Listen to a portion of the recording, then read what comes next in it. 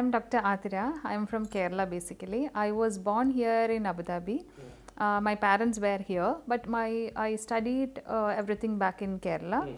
I did my UG in Government Medical College Alapura and my PG that DCH in Calicut Medical College.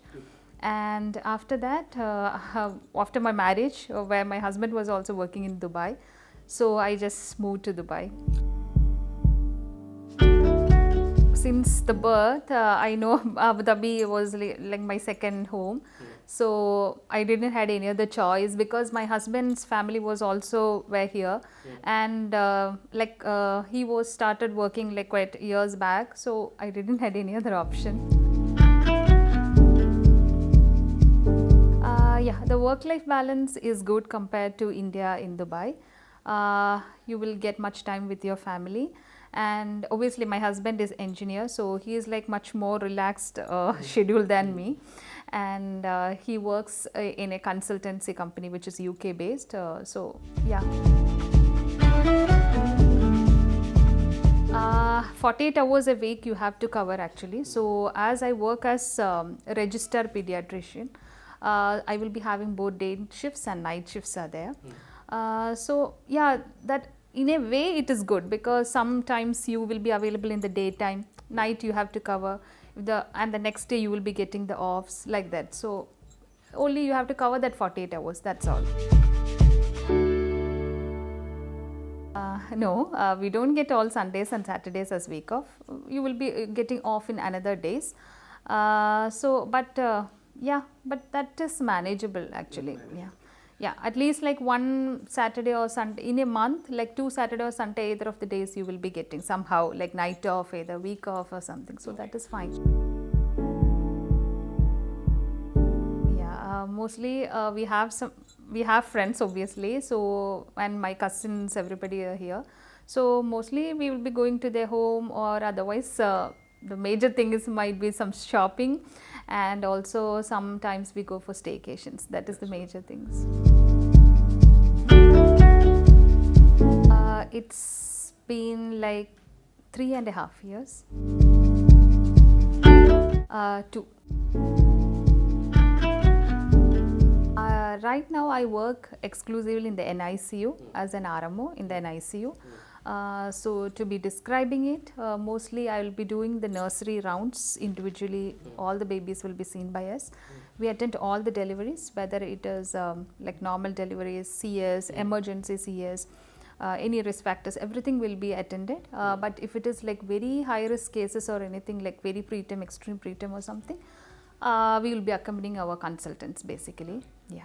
And you will be into any, whenever you are on duty, you will be whole time covering the NICU. All things will be covered and looked after by you. You can, if anything is challenging, you can have a word with your consultant, that's all. And also you will be covering the emergency also for the initial 30 days, I mean neonates. Yeah. To be describing it, like immediately after my post graduation, I started writing for the MRCPCH exams. So there is we all know like there is like 2 theory you have to cover, basically 3 theories, FOP, then TAS and AKP, and also a clinical exam. So I started writing immediately after my post graduation, started writing the theory exams, cleared in the first go itself, and then the COVID happened. So all the clinical slots has been stopped, and I was skeptical about writing the online exam. So we were not getting slots also, so it got a little bit delayed, and then once that clinical direct exam resumed, I got the slot and I cleared it in the first go itself. And so yeah, after completing your clinical exam, post 3 years you will be getting a specialist license. So my 1.5 years has already been done, so like I have 1 more year to go. So after one more year you will be upgrading license to the pediatric specialist pediatrics exams. Yeah. Previously I worked with the Indian management, and right now I am working with the Arabic management. Do you see any difference between these different kind of actually there are some pros and cons. The pros are like in the Indian management you will be like more comfortable, your surrounding everybody will be Indians, like your patients will be basically Indian, so what you have like used to in India will be the same like you will be seeing over here. So for the first time coming person, I would say that is like more comfortable and more welcoming kind of atmosphere. But definitely the salary wise and also the work life balance wise, I would say the Western and the Arabic management is little bit better.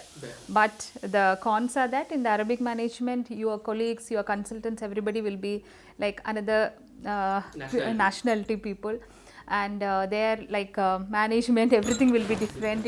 Yeah, you will be having initial like some struggling time will be there. Because you won't be knowing their like how they act and all those stuffs, and also definitely your patients, that is like very like another so much another nationalities you will be encountering. So that is the challenge which once you move to the another kind of management. But the work life balance wise, your schedules, you only have to like take, if you are taking an extra duty, you will be getting an compensation basically. Yeah, and also obviously like salary wise also a little bit betterment will be there in the Arabic management. Yeah, no, it's not necessary. If you know Arabic, yeah, it is well and good. They will be like more comfortable with you. But even though like most of the people will be knowing English, they will be comfortable. If like you are totally encountering Arabic patient, you will be having like sisters who know Arabs, like Arab people will be around, and Arabic translator also will be there. Yeah. Mostly it is English. In the NICU wise, it will be there was a precipitated labor who was a 24-weeker baby who suddenly delivered in the labor room, like around early morning. So nobody was like around, me and sister were there, and we had to arrange everything. The baby had to be resuscitated, intubated, the lines had to be put, everything was done in there. Once the baby has been stabilized, we should move, because the NICU is like down in the first floor, this happened in the 5th floor. So that was challenging. Yeah, the baby did well and baby got discharged, which was a good thing. Yeah. Okay. And see how you have. And also in the pediatric, previously I used to work in the pediatric emergency also. So there like you used to get some septic shock, diabetic ketoacidosis and such kind of cases. So which is like you can manage very good with the help of your consultant. Yeah. To be frank, even though I was from Dubai, my parents were here, I didn't had much idea like what to do like after coming here. Post DCH, is there any option? I was thinking, okay, I will join to some clinic as GP, pediatrics, if anything is there. Initially I got a job like that also. But what I did was I keep on sending, I have made a profile in the LinkedIn and keep on sending the messages to the HRs, which with the hospitals which they have.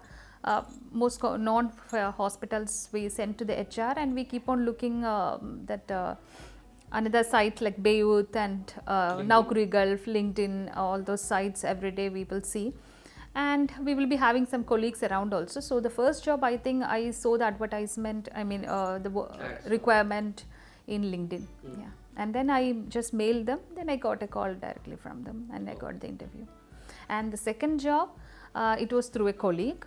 She referred my CV to the consultant over there, and I have been called for the interview.